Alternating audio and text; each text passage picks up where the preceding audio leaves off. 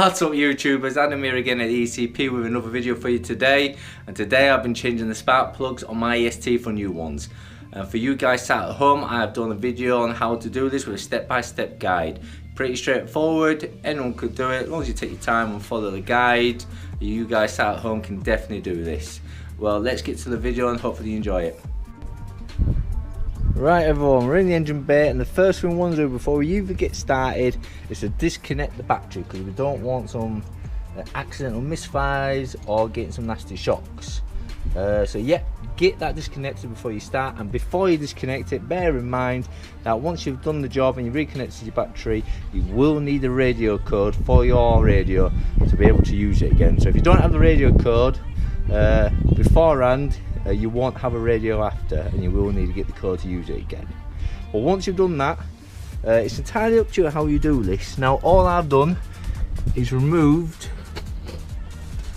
this bolt here, which is a 10mm bolt, and what this does is just allows a crossover pipe some movement, so you can get access to all the fixings that hold the engine cover on, or depending on how you do it, you can either undo one of the Jubilee clips on the crossover pipe either end and move the whole lot. It's entirely up to you. I'm just going to undo that one bolt so there's movement in the crossover pipe, then remove the cover.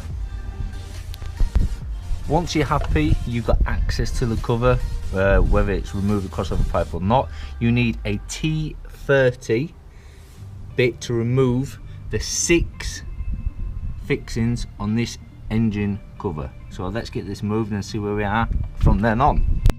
Right, as you can see guys, I've managed to get the engine cover off on the right hand side, but the crossover pipe was in the way. So yeah, going forward you're going to have to actually remove the whole pipe, because as you can see it's still covering these 3 pots where the spark plugs are. So what you need to do is actually remove the full crossover pipe. Now you removed, where I mentioned before, the 10mm bolt there that secures the crossover pipe to that flange, but there's also a second flange down this right hand side with another 10mm bolt. I don't know if you can see it, but it's just down there. If you follow the flange, and there's another 10mm bolt, so obviously you want to undo it from just before the sensor here, take it off the other side, the other flexi hose, then you've got access to these 4 pots. But as you can tell, the 5th pot is under this part of the engine cover, so we need to remove a further 2 more T30 bolts to get this side off. So let's do that now. Right, there you are guys, I removed the second piece of the engine cover. Just bear in mind that there is just 2 T30 bolts, but there's also a flange on each side. So when you undo them, it won't immediately come off. You need to wiggle it off that side and wiggle it off the other side. But yeah, now we've got access. Yes, I know I've still got the crossover pipe there, but now we've got access to all 5 spark plugs, which is under each one of them. Now going forward to the next stage, I recommend just doing one at a time, so we don't get mixed up with any of the HT leads or anything like that. Just keep it basic and simple, because you don't want to mess these up. So yeah, let's get this crossover pipe off and do the next stage. Right guys, and now at this stage you're ready to take off the HT lead caps and get access to the spark plug. Yes, I know the crossover pipe is still there, but I can't be bothered to take it off. In the end, I can still do it with it partially on. So yeah, we can't all be perfect, but there we are, can't be bothered. So right, what you need to do now, obviously I've got one off there just to make sure I know what I'm talking about, which I do. I don't sound like it sometimes, but I do. You've got one 8mm bolt that's holding this in. What you need to do first is get a flathead screwdriver and the connector just there where the flange is. Don't know if you can see it, just there. You just need to lift that flange up till the connector pops off. So take the connector off, then undo your 8mm bolt. Then all you have to do is pull off the cop. Just literally give it a yank and off it comes, and there it is. There's your cop. There's your 8mm bolt, there's your connector, and down there you have got your spark plug. You have got access to your first spark plug. Now what I recommend is do one at a time, so you don't get anything mixed up, you don't get any cables back to front, you don't get any cops on the wrong one. Just do one at a time. So So once you've got this first cop out, put it to one side, put it somewhere safe, and now you need to get a socket to take your spark plug out. Now you can't just take out any socket. Yes, a 10mm, I think it's a 10mm socket will undo it, but you won't be able to pull it out. Now you don't really want to be getting some long nose pliers or anything sticking them down there. You do not want to do that. You do want to get a specific spark plug socket. Now a spark plug socket, yep, I just dropped a 10mm bolt down there in my under tray, so I'm going to have to get under the car now and do that. Do not do that, guys. Yeah, a specific spark plug socket has a rubber bong in it. So what that rubber bong does it grips onto the end, the top of the spark plug. So once it's loose and undone, you can just pull the whole thing out. So make sure you have one of them to hand. Please don't undo it with a general socket and start sticking your fingers in there or trying to get it out with a pair of long nose pliers. Do not do that. So once you've got that out, we'll go on to the next stage. There you go, guys, there's my first spark plug out. As you can see, it's held in place in the socket itself because there's a rubber bong at that end which holds the electrode, well, I believe it's the top electrode of the spark plug. Now the best thing about changing spark plugs is not just to keep the engine running at its optimal performance and maintain the engine. You can get a good idea how well your engine is running by the colour of your spark plug. Now the colour of this spark plug in the first pot I've taken out is great. That is what you want to see. That is a perfect running used spark plug. Now if that was completely black and all over, then your engine is running too rich. I think that's too rich, yeah, too rich. So if it's all black and all sooty, you know, your engine is running too rich. You've got an issue somewhere where it's fueling, air, it could be multiple reasons, so look out for that. If it's pink, then your engine is running too lean, so obviously, and then you've got to look into why your engine is running too lean. If it's absolutely covered in like a tar, like a black glaze, then you're burning oil. That's like oil deposits, or you know, that's a serious issue. There is many different colours that represent many issues. So if you've not got a nice clean spark plug like that, like a clean used one, then have a good look on Google, or just ask me on here and I'll tell you what that colour represents. Now a big one to do with these engines is liners cracking. Now sometimes you can't tell if liners crack straight away, it might have a small crack. A good indication is if you take out a spark plug and it's like brand new, right? And then if you look in your pot and the top of your piston head, if all that is shiny, your pot's all shiny, that's an indication that you've got coolant leaking into your pot. Why does it make it look like brand new? Because the coolant, obviously it heats up, turns into steam, and it's like steam cleaning the piston and the spark plug. So if you've got an extremely clean spark plug and an extremely clean pot, then you've got coolant leaking into there, which is not a good sign. So yeah, check every single one, give it a good looking over and see where you are with your spark plugs in the condition of them. If they all come out like that, then happy days, your engine's running fine, get them changed. Right, here we are, guys, this is the brand spanking new Bush spark plug that I am now going to be fitting back into the pot.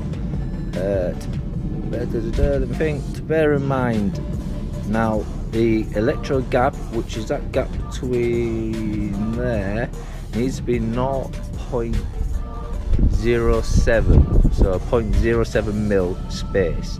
Now these come pre-gapped. It's always good practice to get a feeler gauge. I'll post a link in the description where you get a feeler gauge from, only a couple of quid, to make sure that they are, you know, 0.07 mil of a gap. But if you don't have a feeler gauge, you can't be bothered doing that. You can be confident they've got the gaps right. Yeah, if you want to, you know, best practice, check the gap between electrodes, make sure they're 0.07, and then we can go ahead and fit them. Right, when it comes to fitting these spark plugs, everyone, this is important. Now it's really important that you don't just drop them in there. You do not want to damage these threads at all, nor do you want to force a spark plug into its thread. You need to make sure you gently put it in with the socket or whatever tool you're using, gently turn it, make sure it's gripping freely and nicely and screwing in freely and nicely.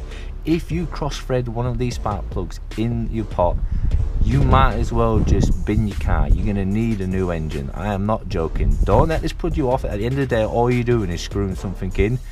but it's not like screwing a nut on, screwing a bolt on, anything like that where you just ram it in. If it cross threads, most people just carry on and think the hell with it. Do not cross thread these. Take your time, gently screw it in, make sure it screws in freely with no resistance. Then you're on to a winner. Right everyone, once you've loosely tightened the spark plug in its thread, I mean, don't tighten it tiny, just get it sat there so it's ready to be nipped up. There is a specific torque setting that ideally you should do the spark plugs to. Now I don't know the torque setting off the top of my head. I will post what it is in the description, so if you want to check that out. But majority of you people watching this will not have a torque driver, so you can't do it to the torque setting. And they can be quite expensive to buy a torque driver. So the rule of thumb is not to grab the ratchet and just start pulling it tight until it's tight. Use the palm of your hand over the main shoulder or the main part of the ratchet and just twist it till you can't twist it anymore with your wrist.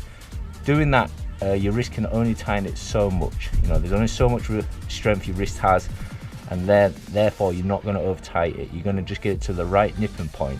Once you've done that, then grab the whole ratchet and just give it a quarter turn. Then that's done. Do not over tight these spark plugs. Do not try to get them in as tight as you can, because if you snap these spark plugs, if you snap one of them, just like cross threading it, get a new engine. So just take your time, be smart.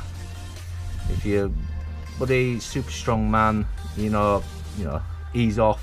If you're not so strong, you know, fair enough, give it a little bit more. But the rule of thumb is hand on the shoulder part of the ratchet, tighten it with the wrist so you can't do it more with your wrist, grab the whole ratchet and just bit like a quarter turn, if that, just to nip it up.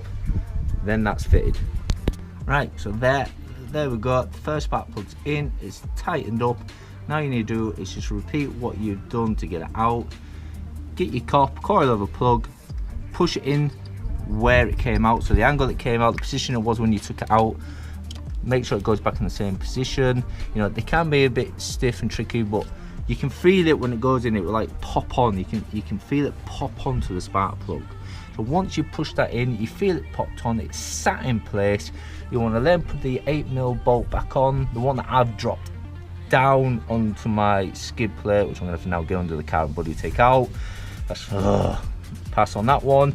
Then reconnect your connector, and that one is done. And then move on to your next one and repeat the process. Your third, your fourth, your fifth. Once you've done that, we are now, you have done your spark plugs. As long as you follow the procedure for each one, doing one at a time. Make sure you check your spark plugs, the old ones, make sure that you get a good look at them so you can determine, the condition of each pot.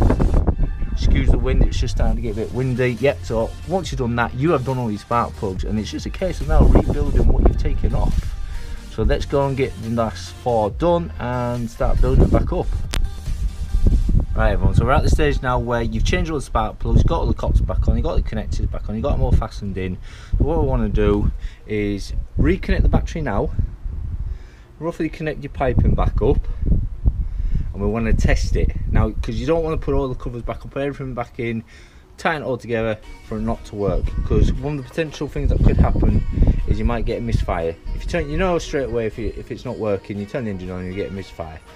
Don't worry, it's usually something simple as when the cops aren't pushed on properly, or the spark plug's not sat right, or the connector's not on properly. So obviously just double check all that, but then go and start. If it starts up fine, no issues, runs perfect, turn it off, put all your covers back on, put the 2 bolts back on for the crossover pipe, connect your crossover pipe back on, and the job is done, and the job's a good one.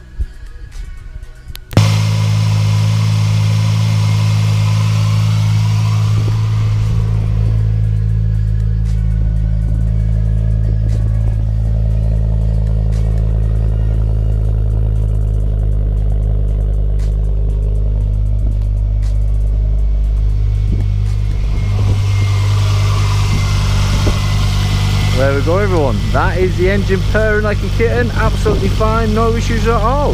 That is the job done. there you go everyone, that's the end of the video. I hope you enjoyed it. More importantly, I hope it's beneficial enough to you sat at home to try to have a go and do it yourself.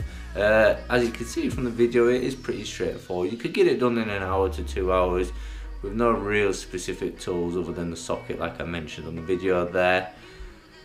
So yeah, give it a go, it's good, and it will save you the money not having to take it to the garage and paying a garage to do it, which will cost. It always does cost taking any vehicle to the garage, and it is good for your engine, and you can also see how well your engine is running as well, so you can get a good idea of a lot by just changing your spark plugs.